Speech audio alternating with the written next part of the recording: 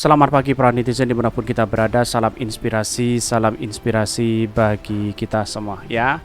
Menarik dari pertemuan-pertemuan di Partai Demokrat dengan Pak Jokowi begitu ya. Kalau nggak salah hampir 4 kali pertemuan selama Pak Jokowi menjabat begitu ya di periode kedua begitu kan.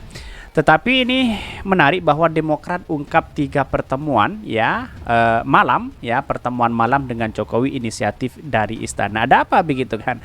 Dan bahkan muncul manuver-manuver yang kemudian ya kemarin Pak Prabowo begitu, lalu kemudian Pak Erlangga, ada Caimin begitu kan.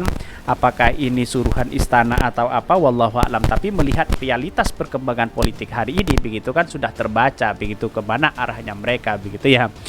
Kalau memang ada kaitannya dengan penjagalan Anies Baswedan, tentu ini menjadi satu catatan penting bahwa demokrasi kita buruk begitu ya. Kenapa? Ya, kenapa ada anak bangsa begitu berkontestasi di situ begitu kan, didukung oleh partai begitu ya. Apakah nanti ada kaitannya dengan masa restu Pak Anies Baswedan tidak akan menjadi calon presiden dan sebagainya begitu kan. Kalau masalah ini muncullah sekarang cawi-cawi masalah politik begitu ya. Mungkin ya saking muatnya Pak Jokowi begini ya. Berbagai hal sudah dilakukan, pencegalan di sana sini begitu ya. Terus kemudian disuruh sana sini untuk Partai Demokrat diajak bergabung ke koalisi besar dan sebagainya begitu, tidak mau. Mungkin sudah bosan dengan itu, akhirnya statement terakhir Pak Jokowi itu seolah-olah ya menjadi gertakan begitu, cawi-cawi masalah politik. Bisa saja seperti itu begitu. Ini ya dari Demokrat sendiri ini ya beritanya. Demokrat ungkap 3 pertemuan malam dengan Jokowi inisiatif dari istana. Bayangkan begitu, kalau sudah inisiatif dari istana mau ngapain begitu. Untunglah Partai Demokrat kan masih menjaga imannya begitu kuat di situ begitu ya. Dewan Pimpinan Pusat DPP Partai Demokrat mengungkapkan 4 pertemuan dengan Presiden Joko Widodo di istana. Ya, ini dikutip dari CNN Indonesia.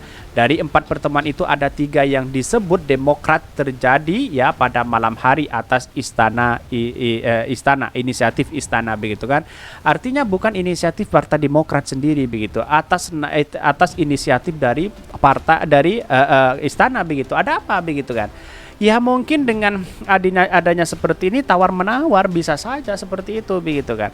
Katanya dengarnya dari orang ya, karena partai PKS juga katanya diberikan uang banyak agar tidak menjalankan Anies Baswedan.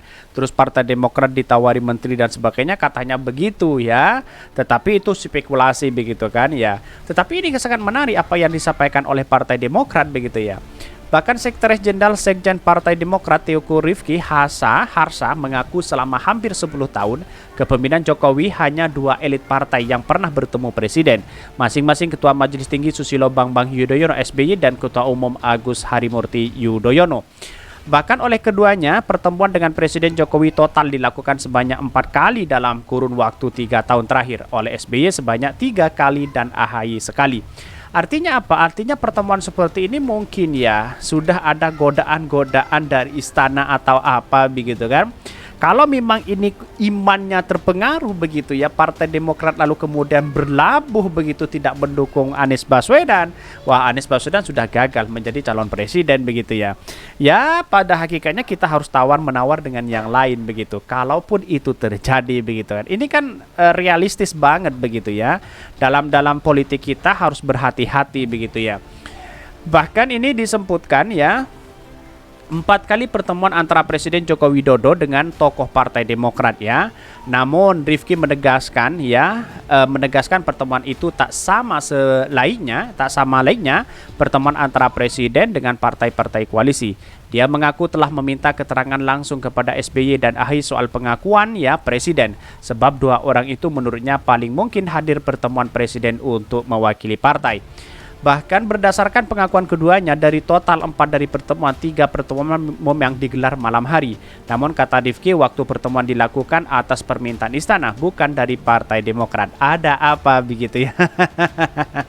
Ya, pada hakikatnya kan tahu berarti ya, sudah publik sudah mengingat tahu terhadap kondisi politik hari ini begitu kan. Tetapi ini menunjukkan bahwa situasi dan kondisinya memang bagaimana caranya Anies Baswedan bisa dicegal tidak bisa menjadi calon presiden begitu kan ya. Bisa saja ya terjadi seperti itu begitu karena mengingat dari berbagai hal kepada koalisi perubahan kok bisa begitu ya. Lalu kemudian Anies dituduh sebagai orang yang tidak becus mengurus DKI Jakarta, dianggap intoleran, bahkan Partai Demokrat akan dibegal dan sebagainya begitu ya. Bahkan artinya ketika pertemuan inisiatif dari Presiden Joko Widodo bukan inisiatif dari SBY dalam waktu malam hari ya. Rifki lalu merinci masing-masing pertemuan tersebut digelar pada Oktober 2019 ya di Istana Merdeka. Siang hari saat SBY menghadiri pernikahan Kaisang di Solo. SBY juga ditemani ya AHY hadir malam hari saat SBY menghadiri gala dinner G20 di Bali 15 November 2022. Dan ketiga, ya saat AHY memenuhi undangan Presiden Jokowi di Istana Bogor untuk mendengar klarifikasi terkait isu pengembalian Partai Demokrat oleh KSP Muldoko. Jadi waktu pertemuan ya malam hari itu juga bukan atas permintaan Ketua Umum Partai Demokrat AHY. Bahkan ya Presiden Joko Widodo ya sebelumnya mengaku sering mengundang partai oposisi seperti PKS, Partai Demokrat ke istana.